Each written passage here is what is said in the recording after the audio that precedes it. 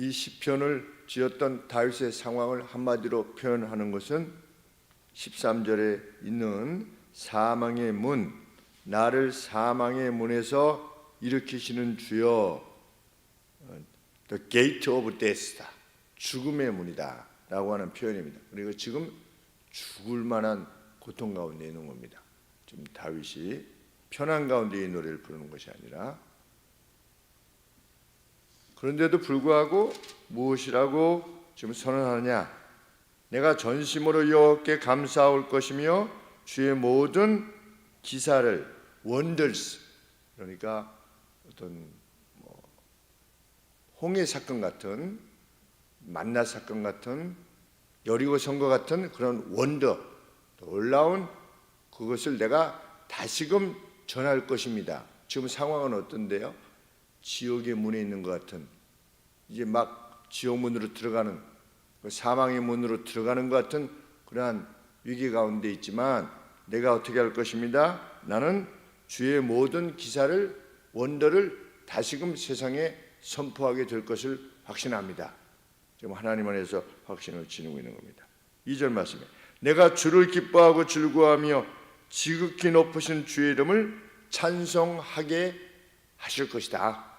하나님이 이렇게 또 다시 나로 하여금 하실 것이다. 왜? 무엇을 생각해 보면,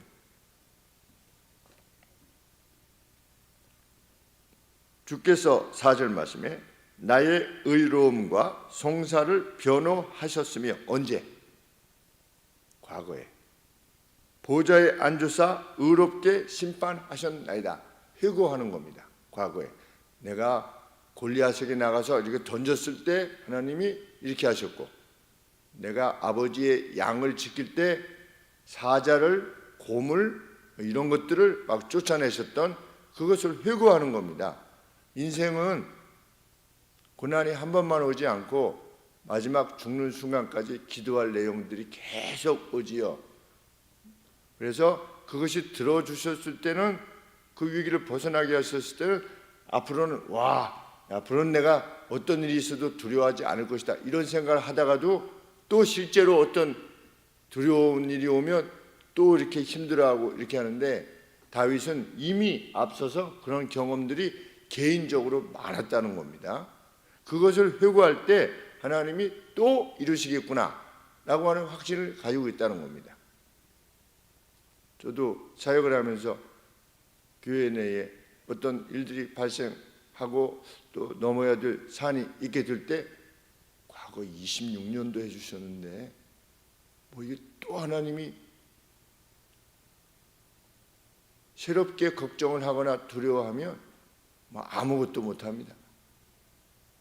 하나님께서 과거에도 그럴 때 이렇게 해주셨고, 이럴 때 이렇게 해주셨고, 이것을 넘기게 하셨고, 지금까지 이렇게 인도해 오셨는데, 두려워할 게 뭐가 있겠나, 이런 생각을 하게 되는 겁니다. 다윗이 그랬던 겁니다. 주께서 나의 의로움과 송사를 변호하셨으며 보좌에 앉으사 의롭게 심판하셨습니다. 그것이 개인적인 회고지요. 5절부터 열방을 책하시고 악인을 멸하시며 저희 이름을 영영히 도말하셨나이다. 언제? 과거에. 원수가 끊어져 영영히 멸망하였사오니 주께서 무너뜨린 성읍들을 기억도 할 수 없습니다. 하나님은 이런 하나님이십니다. 내가 섬겨온 하나님은 이런 하나님이셨습니다. 회고하는 겁니다. 그래서 자신의 개인적 회고와 또 역사적 회고를 통해서 내일 역시 하나님께서 그렇게 하실 것이다. 그래서 하나님의 원더를 내가 다시금 선언하게 될 것입니다. 다윗이 고백하는 것. 하나님께서는 그러면 무엇으로 세상을 심판하시느냐? 8절 말씀에 공의로, 여기서 공의로 righteousness, 의로움으로 세상을 심판하실 것이며,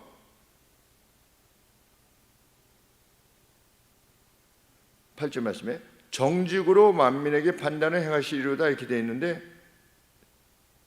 그분은 심판을 집행하실 것이다. 사람들을 위한 심판을 집행하실 것이다. 무엇으로? With equity 있습니다.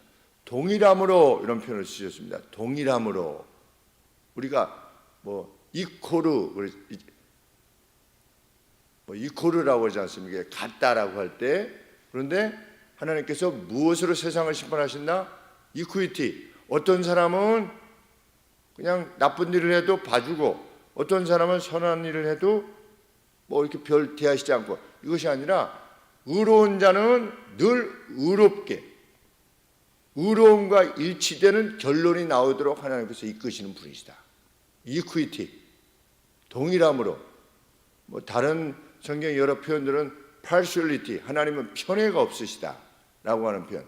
그러니까 행한 대로 갚아주시는 분이시다. 근데 다윗은 자신이 하나님 앞에서의 의로움을 확신했던 겁니다. 균등함으로 만민들을 판단하실 것이다. 이퀄리티. 균등함으로, 그러니까 공정하게 행하실 것이다 그랬습니다. 왜? 8절 말씀에 보면 마지막에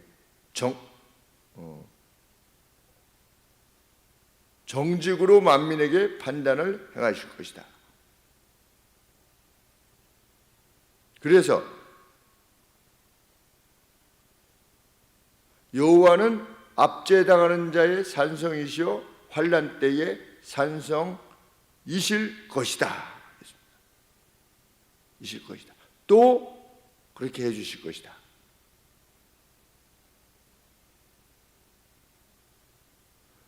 12절에 보시면 11절에 하나님은 멀리 계시지 아니하시다. 너희는 시온에 거하신 여호와를 찬송하며. 달리 말하면 하나님은 저기 위에 계신 분이 아니라 지금의 현재의 의인의 고통에 대해서 지극히 관심하시는 분으로서 현재하여 계시다는 겁니다. 그래서 그 표현을 어떻게 썼냐면 너희는 시온에 거하신 여호와를 찬송하며. 하나님은 땅에 현재하여 계시다는 겁니다. 지금 저 의인의 고통을 보신다는 것입니다. 그래서 현재의 위기 가운데서도 능히 기대하실 수 있는 분이다. 그래서 다윗이 간구하는 겁니다. 뭐라고? 13절에 여호와여 나를 긍휼히 여기소서. 나를 사망의 문에서 일으키시는 주여 미워하는 자에게 받는 나의 곤고를 보소서 라고 하며 하나님께 지금 간청하고 있는 것입니다. 16절 말씀에 여호와께서 자기를 알게 하사 과거에 심판을 행하셨던 것처럼 악인은 그 손으로 행한 일에 스스로 얽혔을 뿐이다. 나를 괴롭게 하지만 과거에 하나님은 자기를 알게 하사 심판을 행하셨다. 심판을 행하심으로 자신을 알리셨다는 것입니다. 이제 또 행하실 것이다.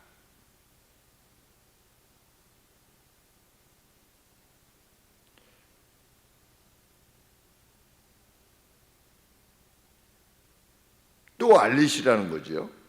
여호와께서 어떤 분이시라는 것을 알리시라는 겁니다. 하나님 알려주세요. 하나님이 진짜 이런 분이라는 것을 알려주세요. 푸틴이 이렇게 학살을 자행하면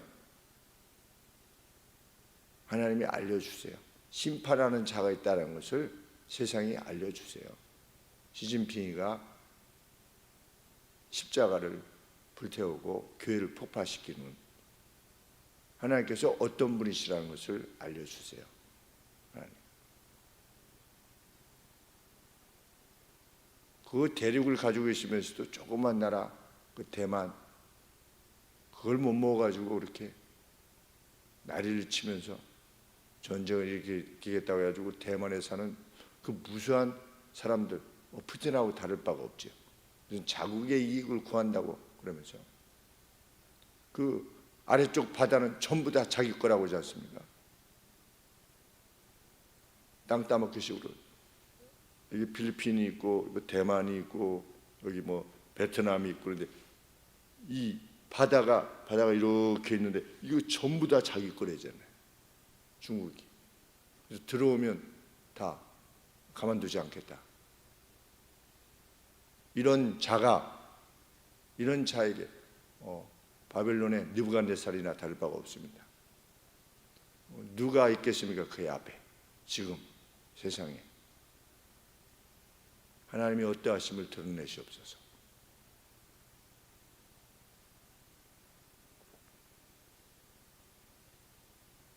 악인을 음부에 던지심으로 하나님 자신을 드러내 주시옵소서. 17절 말씀이에요. 악인이 음부로 돌아가며 지옥세계죠, 세월이라고 하는 땅 아래로 보내셔서 하나님을 잊어버린 모든 열방이 그리하리로다.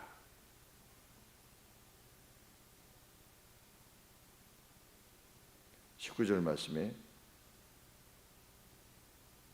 나라들로 하나님 앞에 판단을 받게 하셔서 열방으로 주의 목전에 심판을 받게 하셔서 어떻게 하셔서 인생으로 승리를 얻지 못하게 하소서.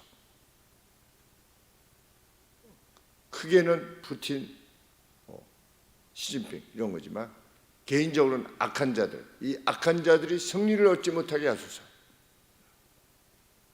그래서 무엇을 알게 하소서? 20절에 여호와여 저희로 두렵게 하셔서 열방으로 그들 자신이 단지 그냥 한 인간일 뿐이라 하는 것을 알게 하소서. 우리는 별 수 없는 인간이구나. 악인들로 하여금 하나님 앞에서 당하는 그것을 볼 때 막 골리앗과 같은 막 긴 창을 그 창 길이가 여기서부터 저기까지 가는 거니까 저 나무 있는 데까지 왜 얼마나 자신이 있었겠습니까? 한번 휘두르면 그냥 그 안에 있는 사람은 이만큼은 다 죽는 거니까 다윗이 나올 때 그런데 단지 인생일 뿐이다. 느부갓네살 하나님께서 잠깐 미치게 하셨죠. 이거 내 제국을 보라. 나 같은 이가 있느냐? 누가 내 손에서 건져낸 신이 있느냐? 내 손으로부터 그 어떤 신이 건져낸 신이 있었느냐? 막 이러다가 어떻게 됐습니까? 하나님께서 잠깐 정신이 나가게 하셔가지고 풀을 먹게 하시고 너는 단지 그냥 내 앞에는 단지 인생일 뿐이다 라는 것을 알게 하소서. 지금 지옥의 문에 막 이끌어가는 자가 어떤 자들이 있었던 거죠. 다윗에게. 그런데 하나님께서 하나님의 공의를 드러내사 하나님이 어떤 분이신가를 세상에 선포하소서. 우리가 두려워할 바는 하나님이 내 기도를 들어주실까 마실까 이게 아니라 내가 의인이냐 아니냐만 결정하면 되는 겁니다. 내가 하나님 옆에 의롭게만 행하고 있으면 되는 겁니다. 하나님은 의인을 선대하시는 분이시고 의인의 방패요 요새가 되어주시는 분이시다. 이 점만 명확하면 되는 겁니다. 우리가 정말 해야 되는 것은 세상이 뭐 얼마나 부패했느냐 말았느냐 좋은 세상이 아니냐 이것이 중요한 것이 아니라 내가 하나님 앞에 얼마나 온전했느냐. 왜? 하나님은 의인과 악인을 함께 멸하시는 분이 아니시니까.